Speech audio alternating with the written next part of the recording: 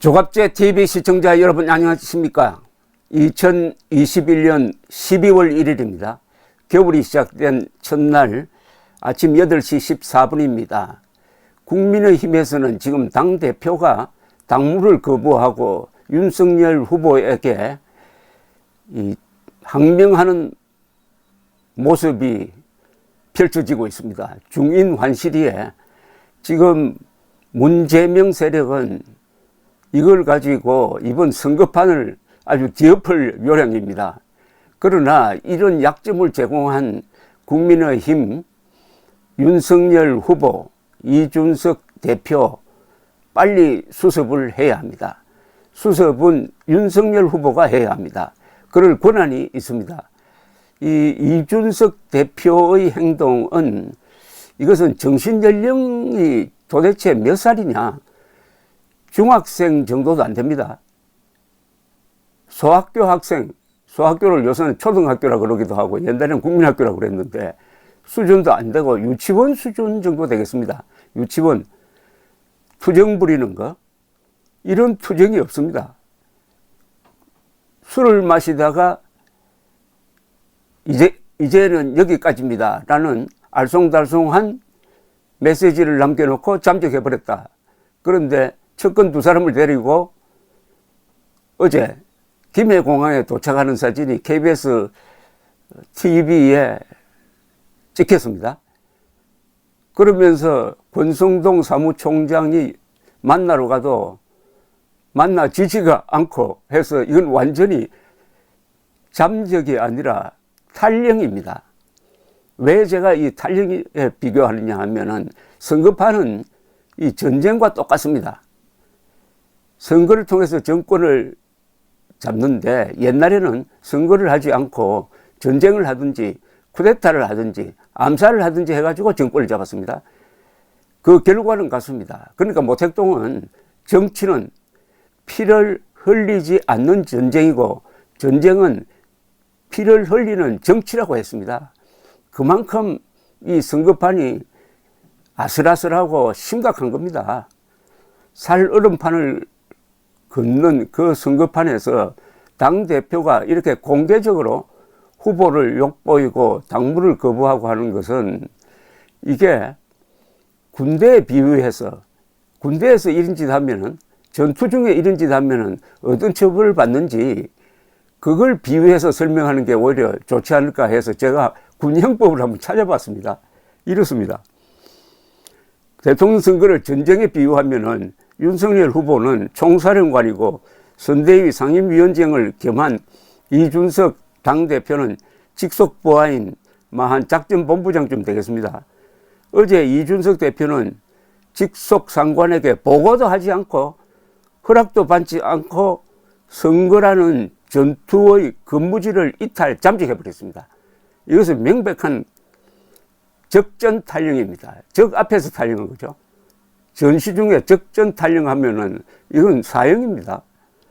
윤 후보가 몰랐다면서 사무총장을 시켜 행방을 찾아보라고 했는데도 나타나지 않고 연락도 되지 않았다고 그럽니다. 여러분, 군대 생활 해보신 분들은 이 보고가 얼마나 중요하느냐. 보고를 잘못하면은 미귀형 또는 탈영이 되는 것 아닙니까? 근데 이준석은 지금까지 직속상관인 윤석열에게 내가 지금 여기 있습니다. 내가 왜 여기 와 있습니다. 라는 보고도 하지 않고 있어요. 이탈할 때도 허락을 받지 않았고 지금 현재도 보고를 하지 않고 있다면 이건 명백한 군무 이탈. 군형법에는 지휘관의 항복, 도피, 군무 이탈 등을 처벌하는 조항이 있는데 적전에서 한 행위는 거의가 사형입니다. 그런데 지금 국민의힘은 민주당과 대치하고 있으니까 적전 상황이죠. 그런데 이 윤석열, 이준석 두 사람은 군대에 갔다 오지 않는 점이 특이합니다. 윤석열 후보는 그래도 검찰 생활을 오래 했지만은 그런 경험이 없는 이준석은 조직 윤리의 핵심인 상명하복 의식이 아주 약한 것으로 보입니다.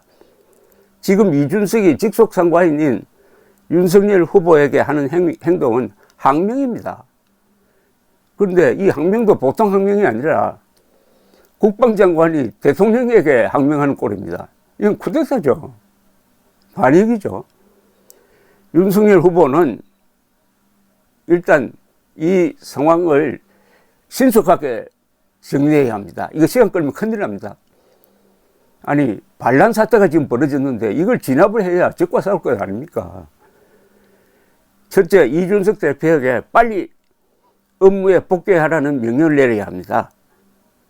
여기에 불응하면은 군형법을 참고로 하여 지금 윤석열 후보가 갖고 있는 당무 우선권이라는 게 있습니다.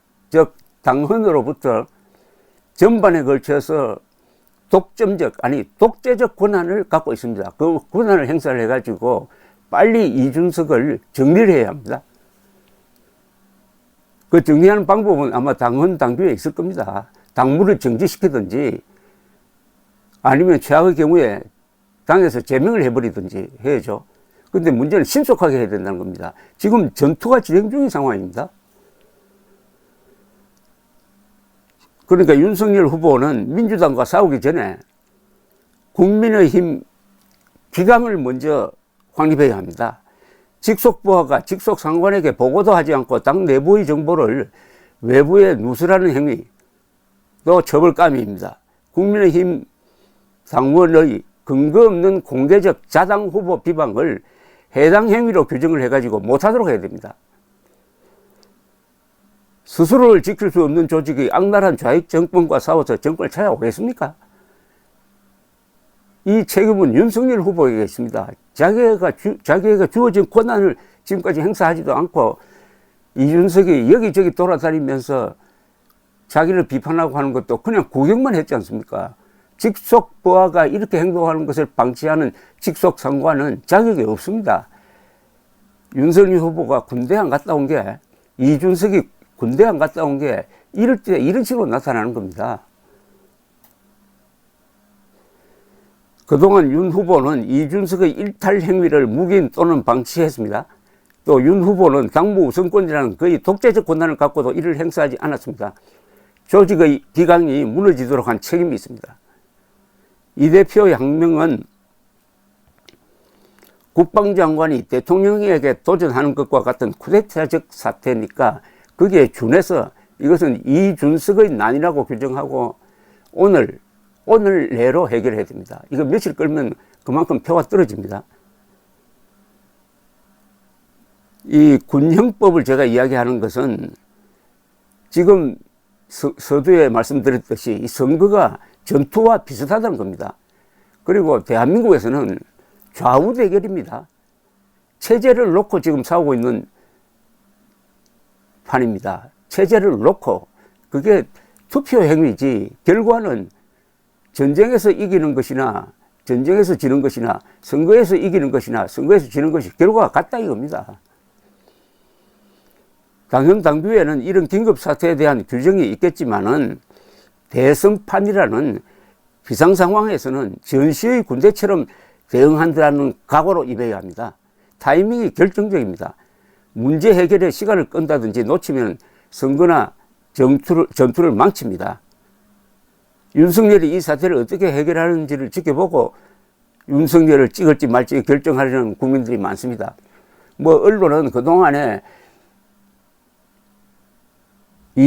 이준석을 섭섭하게 했다든지 이준석이 요구하는 대로 김종인을 왜 상황으로 모셔오지 않느냐고 이렇게 비판하는 언론이 들어있긴 있습니다. 그러나 기본적으로 어제 이준석이 한 행위는 그런 이유를 대가지고 설명할 수 있는 부분이 아닙니다. 이건 탈령입니다. 당무 보이콧입니다. 그리고 반역입니다. 반역. 이적 행위입니다. 이것은 그 어떤 설명으로도 이준석 편을 들 수가 없습니다. 이런 데는 양비론을 쓰면 안 됩니다. 양시론을 쓰면 안 됩니다. 딱 답은 하나입니다. 이준석이 잘못했다. 그리고 기회 한 번 정도는 줘야 합니다. 언제까지 복귀하라. 안 하면은 빨리 당의 조직을 가동을 해가지고 당헌 당규대로 이준석을 정리를 해야 됩니다. 정리. 당무를 정지시키든지 해가지고 이준석의 입을 막아야 합니다. 시간 끌면은 이준석도 잘못했지만은 윤석열도 잘못했다. 이렇게 나올 겁니다. 이 문제를 해결하지 않는 상태에서 윤석열이 선거운동 할 수도 없고 해봤자 웃음거리밖에 안 됩니다. 마키아벨리가 이야기했듯이 지도자가 가장 피해야 될 게 두 가지입니다. 원한을 사는 것과 경매를 받는 것인데 지금 윤석열 후보는 경매를 받고 있습니다. 그리고 우리나라 정치사에서, 아니 세계 정치사에서 선거를 앞두고 당대표가 후보에게 이런 식으로 대어드는 방식이 정정당당한 게 아니라 이건 뭐 취중에 글 하나, 메시지 하나 남겨놓고 국민들을 혼란에 빠뜨린 상태에서 사라져버렸다. 이건 공인의 자격이 없습니다. 유치원 수준의 행동을 하고 있는 이걸 지켜보는 국민들이 좀 불쌍하다는 생각이 드는데 이런 모든 것을 종합해가지고 윤석열 후보가 오늘 중에 신속하게 이 문제에 대해서 단단을 내려줘야 합니다. 윤석열 후보가 시간 끌면 또 시간을 놓치면 안 됩니다. 이건 또 김종인과 같이 결부되어 있는 문제입니다. 이런 틈을 준 게 윤석열 후보입니다. 김종인 문제를 한 달 동안 해결하지 못하고 질질 끌다가 결국 이준석의 반란을 맞은 것 아닙니까? 이준석의 난 빨리 진압해야 합니다. 감사합니다.